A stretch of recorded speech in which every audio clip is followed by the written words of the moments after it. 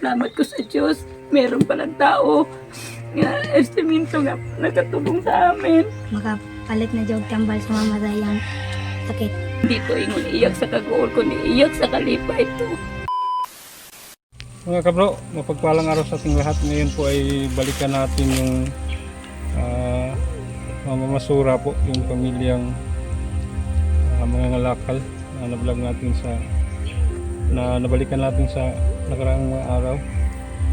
Maraming salamat sa ating mga sponsor.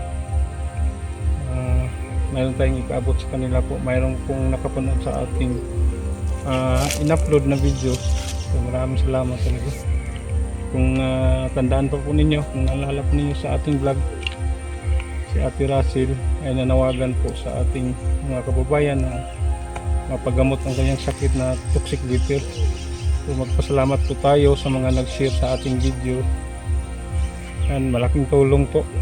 Mayroong nakakita, nakapanood, so nagpaabot ng dagdag ayuda sa kanila po, lalo na kay Ate Russell na may toxic liver sa liig, at dagdag rin sa kanilang pangangailangan. So samahan niyo po ako, balikan natin sila.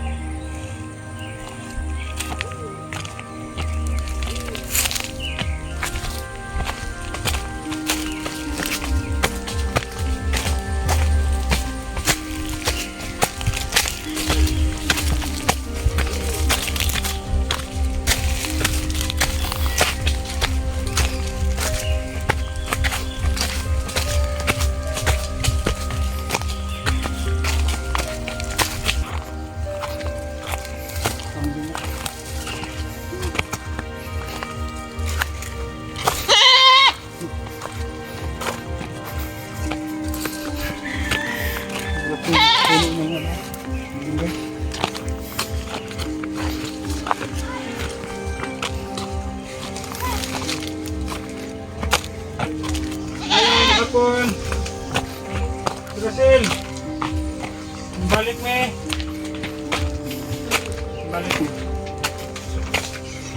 Pinalikan ko kayo dahil mayroong nakapanood sa ating upload video na nagpaabot sa inyo. Dagdag ayuda rin. Anong ginagawa niya karon? Nagtanim. Nagtanim? Anong tinanim nyo? Kamuting kahoy. Kamuting kahoy? Saan? Dito? Banda? May mga kamuting kahoy dyan. Nagtanim po sila si Ate Russell. So hindi muna kayo Hindi kami umalis kasi ngayon? Kasi yung asawa ko na may lagnat. Nilalagnat na naman asawa mo. Kaya naman ay iniubo. Nung pagpunta ko dito, ang panganay mo. So kumusta ang panganay mo, te? Okay na. Okay na? So, sumama sa kuan niya. Barkada kasi may Sa barkada? Ha? Sa may kuan sila sa eskwelahan. Hindi mo siya nakaaral ng isang linggo. Sumama siya sa kanyang classmate. Kasi meron silang gagawin.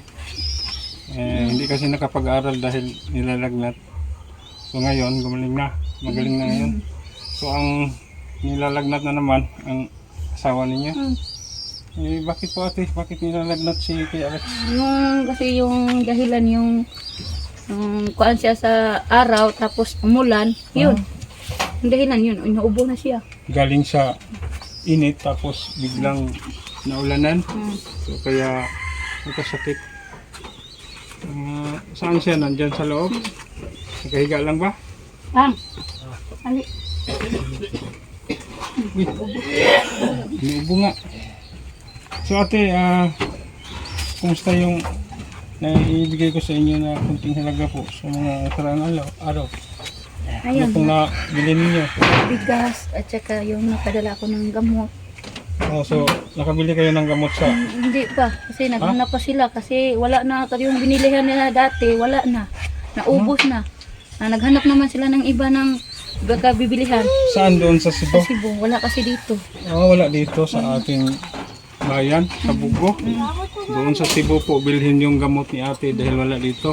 So nagpadala na sila ng pera. Naghahanap pa po yung pinadala ni ate ng gamot doon sa Cebu. So, ipadala lang din nila ate. Mm. Uupo ka ate, oh. Naupo ka sa anak ko. Ako, okay lang ako tumayo dito. Ate, kanang swerte po kayo dahil mayroon pong nakapanood sa ating video, nagpaabot ng dagdag financial po sa inyo. Lalo na sa sakit mo. Pangbili ng gamot ate. Ang pinaka-importante na magamot agad yung waiter ninyo. Kasi baka lumalayan, no?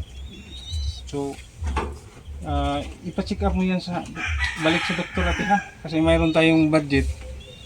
Ipa-check up mo yung toxic waiter mo. Balik dun kasi sabi mo noon hindi kayo nakabalik sa doktor pagkatapos mong inumin yung gamot mo dahil wala kayong budget, yung pera. Sabi mo noon na binago mo yung pag-take sa gamot.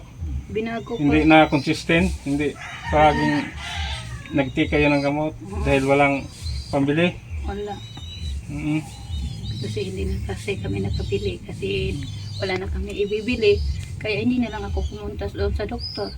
Kasi sabi ng doktor kapag 3 ng linggo, bumalik ka agad dito. Kaya nainom ko na yung gamot, 3 linggo lang. Hindi na lang ako bumalik kasi wala akong hindi ako nakainom ng gamot eh. Kasi wala kaming pera. So ngayon ate, good news po. Mayroon na tayong budget para sa pagpa-check up ulit sa liig ninyo ha. Ate, huwag mo nang bumili ng hindi importante. So ang bilhin natin ngayon ay yung pinaka-importante. Gamot ninyo, pagkain, school supply sa mga bata. So yan po, mayroon pong nagpaabot sa atin na nagkasabay po. So siguro, yung pambili natin ng school supply, idagdag na lang natin sa gamot ni ate o sa pagkain nila, ang baon sa mga bata, no? Kasi mayroon po tayong malaking biyaya sa susunod na mga araw. So i-update ko lang kayo mga kabro. So ate, balik tayo. So yung unahin ninyo ha, yung pinaka-importante lang muna. Huwag muna kayong bumili ng gadget kung hindi na kailangan. Ha? So ngayon, nakabili kayo ng bugas sa pagpunta ko dito sa nakaraang araw. Nakabili Ilang kami. kilo lang nabili niyo ate? Mga 15. 15 kilos lang. So hindi Kasi sapat yan sa Hindi. isang linggo? Hindi sapat. Kasi ba? Hindi. Kasi madami-dami mga anak mo. 5 anak mo, no? Mm. Puro lalaki, wala po silang babae. So yan ate, so ang gawin natin ate, bili kayo gamot, pagkain. So wag lang muna yung school supply ha. So ang budget natin para sa school supply, ibili lang ninyo ng pagkain o gamot ninyo ha. At saka bili rin kayo ng trapal kuya. Kung sakaling tumulo yung lagyan muna ninyo temporary ng trapal sa bubong para hindi tumulo, no? Yun ang bilin sa ating sponsor. So yan po. So ibigay natin kina ate ang ating biyaya po. So malaki-laking halaga po ito ate. Kayo na po ang bahala kung kayo na po ang bahalang mag-budget ate ha. So parang napansin ko hindi kayo masaya ba? Kaya, Ate? napakasaya na namin. Bakit tahimik kayo? Parang hindi kayo natuwa ba? So, magpapasalamat talaga tayo ng una sa Panginoon, no? Dahil mayroon po silang ginamit. Dahil mayroon pong ginamit ang ating Panginoon na instrumento para tulungan kayo, no? Ate, salamat din sa panggas, Ma'am Alma, sa araw-araw kong pagbiyahe. Maraming salamat din. Bless you. So una, ulitin ko, bili kayo gamot, pagkain. Ha? Yung mga gamit nila, wag lang muna kasi mayroon tayong malaking biyaya na siguro mabilhan natin yung mga anak mo, lahat ng mga gamit nila. Ha? Opo. So yan, ito po, tanggapin po ninyo. Nagpaabot, una, si Ma'am Susie, nagpaabot po siya ng 1,000. Ito ate. Pangalawa, si Mel Jimenez, 500. Yan. Pangatlo, galing ni Ma'am Alma of Toronto, Canada, 7,000. Ito ate. 1, 2, 3, 4, 5, 6, 7. So ang tira ninyo lahat 8,500. Ate, so, ano pong sasabi ninyo? Salamat sa biyaya na inyong binigay niyo sa amin. Una sa tanan, pasalamat ko sa Diyos. Meron palang tao na estiminto nga nakatulong sa amin. At salamat sa inyo lahat. Malaking tulong na to sa akin. At sa mga pamilya ko, makabili na kami ng gamot at sa kapagkain. At saka makabili na kami ng trapal para sa among bahay, para iniulan, hindi na kami mahirapan magtulog. Thank you talaga sa inyo. Yan po. Maraming salamat po talaga sa mga nagpa-Gcash sa atin. So na paabot natin kay Ate Russell at kanyang pamilya po. Kaya ano pong sasabi? Maraming salamat sa nagpaabot sa ibigay ninyong tulong sa amin. Sana kami sa makapagbili na kami ng gamot sa asawa ko at saka yung para sa mga pamilya ko. Salamat kayo, ma'am. Salamat kayo, sir. So ganun pa rin po ya ha. Meron na tayong pagkain. So hindi na kayo masyadong mahihirapan. So tuloy pa rin ang ating hanap buhay, no? So dahil po ang ating sponsor ay hindi po palagi ang ating sponsor. Yan po ang tandaan natin. Depende lang po sa makapanood sa ating video na may ginito ang puso na paabot ng tulong sa inyo, ha? Yan po lang tandaan natin. So may salamat talaga sa ating Panginoon ng una. Pangalawa sa ating mga sponsors na hindi nagdadalawang isip na tumulong sa kanilang kapwa, no? Lalo na sa mga kababayan natin hirap sa buhay. Yan po ate, ha. So malaking halaga na yan. Hindi natin yan basta-basta mahanap. Siguro yung 8,500. Ilang linggo na kaya yan maipon ninyo? Kami na mga siguro marami na mga to. Kasi hindi talaga namin to, ang nabigay sa amin ito, hindi talaga namin sasayangin. Lalagay talaga namin sa kailangan. Gamitin po ninyo sa tama. Yung mahalaga talaga. Yung mahalaga lang. Bilhin. Alam ninyo, yung pag-iyak ko, hindi to iyak sa kagool, kundi iyak sa kalipay ito. Ang saya-saya ko talaga nga. Akala ko wala na matutulong sa amin. Ito pala, meron palang magkasing-gasing. Nakatulong din sa amin. Meron palang naawa. Tears of joy, you know? Tuha ng saya. Hindi to sa kagoon, kundi ang saya. Napakasaya ko talaga.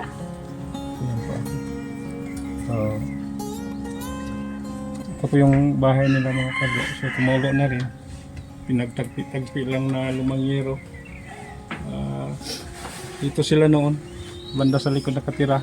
Nung unang pagpunta ko dito, hindi na pakinabangan yan, hindi na matirahan dahil sobrang na po, yung mga kahoy ay hindi na makinabangan. Gabok na ate, no? So dito sila lumipat, ganun pa rin yung bahay nila, kumulo. Dahil yung ginamit nilang kahoy ay bilog na kahoy lang sa gubat sa kalahiban. So yun, nagtitiis sila dito. sa kanilang sirang kubo. Yan, napasok natin yan sa loob. Yung pupunta natin dito. So, delikado talaga yung sahig nila. Baka mabulahog ba? So, anong masasabi sa mga anak mo? Si Dodong. Dali dong. Dali. Alpe. Sige. Anong masasabi? Salamat din sa gihatag ng mga grasya sa Dali. amo o makapalit na jog tambal sa mamadayang sakit. Pero ha, so kayo, mag-aral kayo mabuti ha. So ngayon, tiniming po natin mga kabro na binalikan natin sila na walang pasok kasi ngayon po ay Independence Day. No? Independence Day, walang pasok. Kasi kapag pumunta tayo dito may pasok, hindi natin sila datnan dito, maabutan.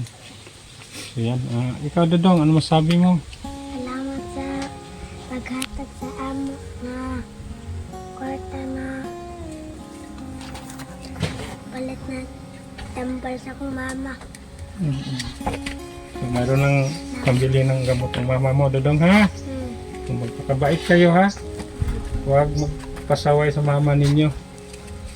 So ate ha, talagang i-check up ninyo ulit ate ha? Para masitan ulit kayo kung anong tamang gamot ha?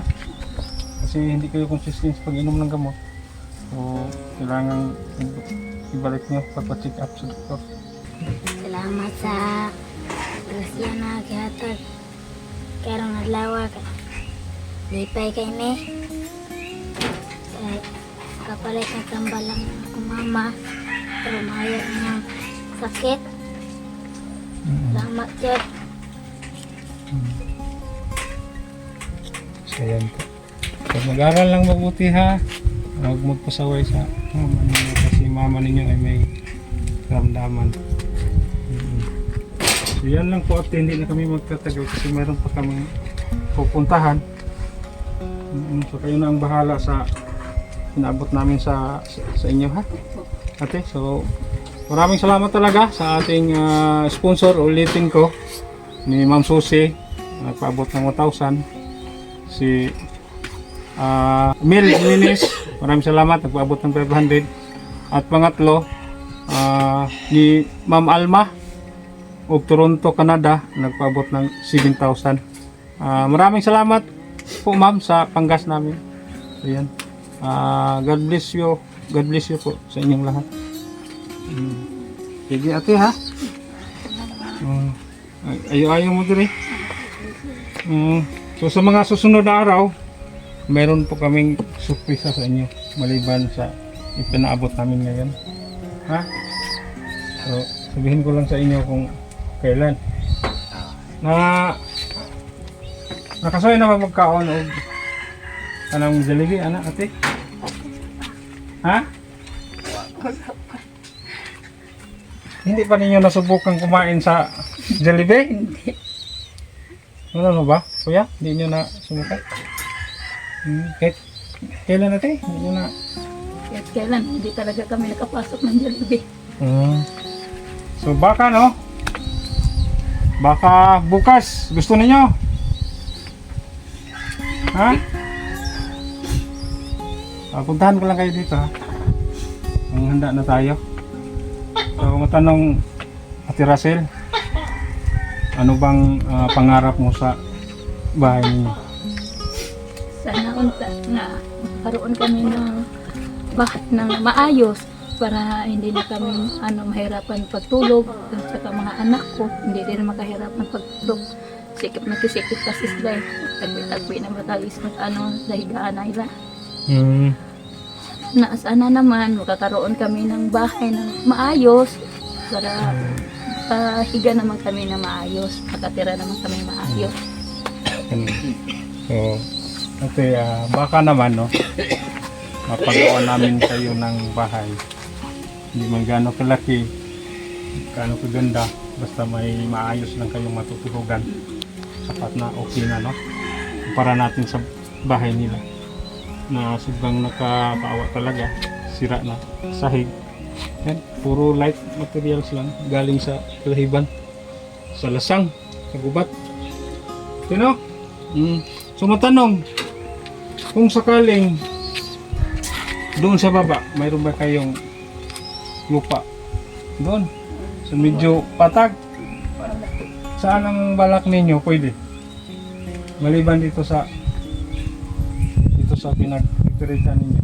Sana sa mga malapit sa Ha? malapit sa karsada. Mayroon ba kayong lupa doon? Wala. Kaya So mahirap, no? kaya dito na lang. Balak sana nila doon sa malapit sa kalsada, pero hindi pa sa kanila yung lupa. So, mahirap, no? So dito, mayroon ba kayong lupa dito na medyo doon lang sa patag-patag? Hindi dito na masyadong mabato?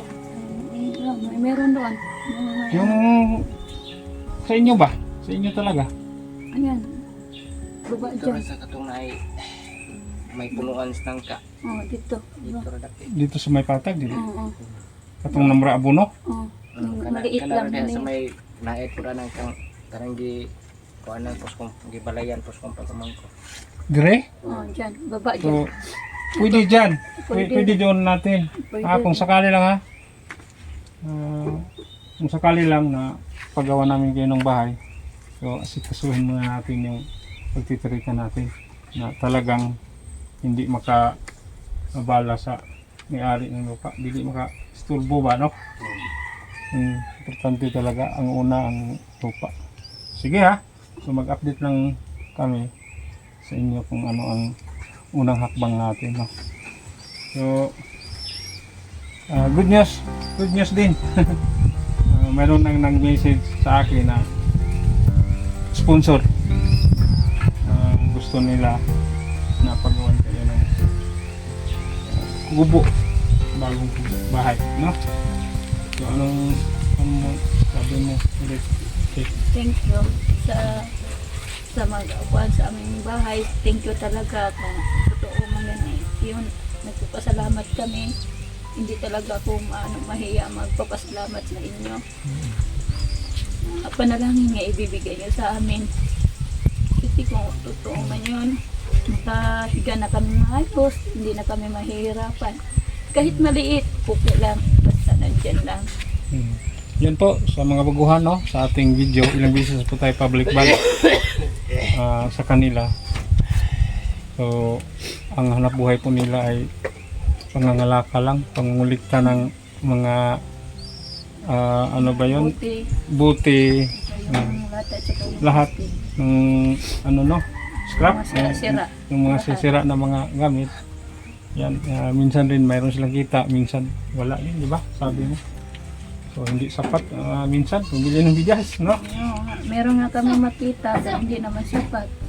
Makabili na nga kami ng bigas pero hindi naman makabili kami ng ulam. Yun lang. So sana ate, ang anak ninyo ay 5, no? Mhm. Sana po ay hindi na matagdagan. Hindi na. Dahil lalo tayong maghihirap sa buhay, no? So yan, naabutan natin sila dito, nagtanim sila ng kamuting kahoy diyan sa taas. So maganda po ang ginawa ninyo dahil tag-ulan na, no? Kahit paano kung wala tayong bigas, mayroon tayong okay na kamuting kahoy, no? Malaga. So yan lang ang ang sadya dire, ha? Kuya namo, amura nang gihatod dire para naamo sa aming magamit. So yung ano po, school supply na sabi ni Ma'am Alma sa Toronto, Canada ay ma'am, hindi lang muna natin ibili kasi mayroon pong kasunod nito. Mayroon na po tayong budget sa lahat ng mga gamit nila po. So yung pinaabot po ninyo Ma'am Alma, idagdag lang natin ng gamot pagpa-check up ni ate, balik doon sa doktor, no? Para mabigyan talaga kayo ng tamang gamot. Ate, ha? O, sige nga. Adios sa inyo. Ano? Salamat lang. Salamat. Bilang. Bebe. Bye-bye, bebe. Bye-bye. So siguro sa Sunday, so, ikaw dong nakasuway na kagkaog Jollibee. Ikaw.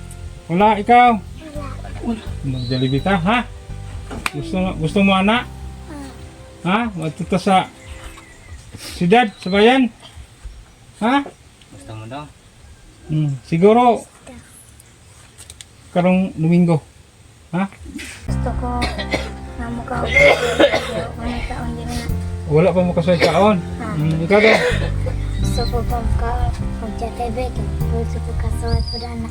Ikaw? Gusto ko maka-jalite. Sige ha. Ako ang promise sa inyo nga mga untag Jollibee ato si Bugnaw okay? No? Para makasud sa imo mga bata o kanang makakaon po og nindot. Kaon. Pasud sila Bugnaw niya. Nindot pa pagka. Sige kay ato ra nang sabutan niya ha. Kamo tanan ha? Sige, baba na sa inyo ha. Di namin magdugay kay Salamat. napamay atoon. Sige, kuya. Salamat. Sige. Bye-bye.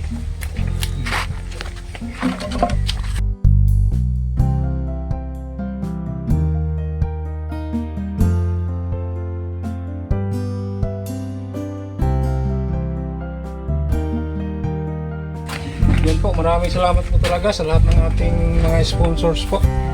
Ni Ma'am Susie, ni Emil Jimenez, at ni Ma'am Alma sa Toronto, Canada. Mga ma'am sir, maraming salamat po. Nakatulong po tayo sa pamilyang lubos na naghihirap. God bless po sa inyong lahat. Hanggang dito na lang ang ating video. Maraming salamat po.